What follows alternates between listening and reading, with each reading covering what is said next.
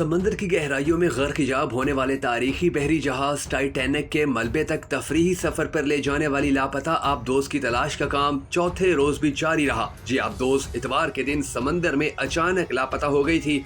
अमरीकी coast guard ने कहा है कि आबदोज के सर्च ऑपरेशन में शामिल कनाडा के P-3 तैयारे ने तलाश के इलाके में ज़ेरे आब आवाजों का पता लगाया था। इस आबदोज पर सवार 5 मुसाफरों में पाकिस्तानी नज़ाद कारोबारी शख्सियत शहजादा दाऊद और उनके बेटे सलमान दाऊद के अलावा बरतानवी अरबपति बिजनेसमैन और मुहिम जो हमेश हार्डिंग और इस तफरीही मुहिम का इंतजाम करने वाली कंपनी ओशियन गेट के चीफ एग्जीक्यूटिव स्टॉकटन रिश भी शामिल थे। हमेश हार्डिंग ने सफर के आगाज से पहले सोशल मीडिया पर लिखा था कि उन्हें ये ऐलान करते हुए फख्र महसूस हो रहा है कि वो टाइटैनिक के मलबे तक जाने वाले मिशन का हिस्सा बन रहे हैं, मगर वो ये नहीं जानते थे कि ये सफर उनकी जिंदगी का आखिरी सफर साबित होगा। वाज़ेह रहे कि इस 8 दिन के सफर के लिए $2.5 लाख का टिकट खरीदा गया और समंदर की तह में 3800 मीटर तक उतरकर टाइटैनिक के मलबे का नजारा किया जा सकता था। मगर सवाल ये है कि पाकिस्तान से ताल्लुक रखने वाले शहजादा दाऊद कौन थे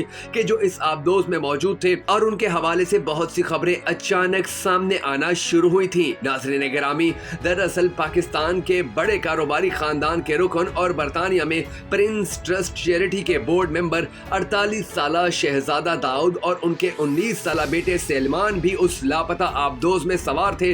शहजादा दाऊद एंग्रो कारपोरेशन के नायब चेयरमैन थे। ये कंपनी खाद, खाने पीने की अशिया और तवानाई के शोबे में काम करती है। इनके बेटे सलमान यूनिवर्सिटी में ज़ेरे तालीम थे।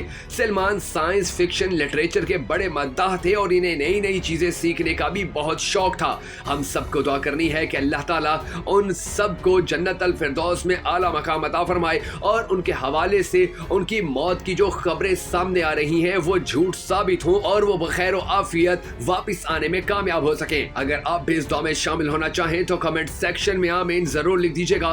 दाऊद खानदान का शुमार पाकिस्तान के अमीर तरीन खानदानों में होता है, लेकिन इनके बरतानिया के साथ भी बड़े गहरे ताल्लुक हैं। यूनिवर्सिटी कॉलेज लंदन के एक प्रोफेसर के मुताबिक एक तो ये है कि लापता आबदोज ने हंगामी सूरत हाल पेश आने के बाद इजाफी वजन गिरा दिया हो ताकि सतह पर आया जा सके। उन्होंने कहा कि अगर बिजली या कम्युनिकेशन की खराबी हुई होती तो मुमकिन है कि ऐसा हुआ हो और फिर आबदोज अपने मिल जाने के इंतजार में सतह पर ही घूम रही हो। एक और मुमकिन मंजरनामे के बारे में वो कहते हैं कि मुमकिन है कि इस आबी गाड़ी के तले या निचले हिस्से में खराबी हुई हो जिसके नतीजे में लीकेज हुई हो और ये कोई अच्छा ख्याल नहीं था। अगर आबदोज समंदर की तह में चली गई और अपने जोर पर वापस आने की सलाहियत से महरूम हो गई तो फिर बहुत ही कम ऑप्शन बचते हैं। अगर आबदोज का ढांचा अपनी असली हालत में मौजूद रहता और 200 मीटर से ज्यादा गहराई में मौजूद होता तो बहुत ही कम जहाज ऐसे हैं कि जो इतनी गहराई तक जा सकते हैं और यकीनी तौर पर गोताखोर तो बिल्कुल भी नहीं उनको बचाने के लिए जा सकते। नेवी की आबदोज रेस्क्यू करने के लिए बनाई गई गाड़ियां यकीनी तौर पर इस गहराई के करीब कहीं भी नहीं उतर सकती जहां टाइटैनिक का मलबा मौजूद है। इस आबदोज से राब्ता करने का कोई तरीका मौजूद नहीं क्योंकि पानी के नीचे रेडियो या GPS काम नहीं करते। जब कोई जहाज इस आबदोज के बिल्कुल ऊपर पहुंच जाए तो फिर पैगामात का तबादला हो सकता है, लेकिन बज़ाहिर अभी तक ऐसी कोशिशों का कोई जवाब नहीं मिल पा रहा और फिर आबदोज से निकलने का कोई तरीका भी नहीं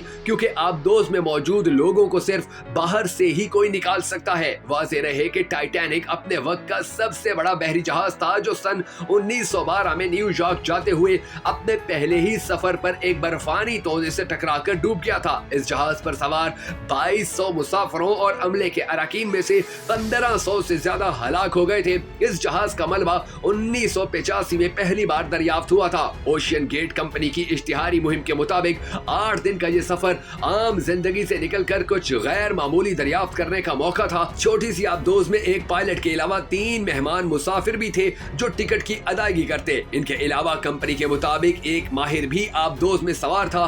इस आबदोज का वजन 10,432 किलोग्राम और वेबसाइट के मुताबिक ये 13,100 फुट की गहराई तक जा सकती थी। इस आबदोज में 96 घंटे तक के लिए लाइफ सपोर्ट मौजूद थी, लेकिन वक्त बहुत ज्यादा गुजर चुका है।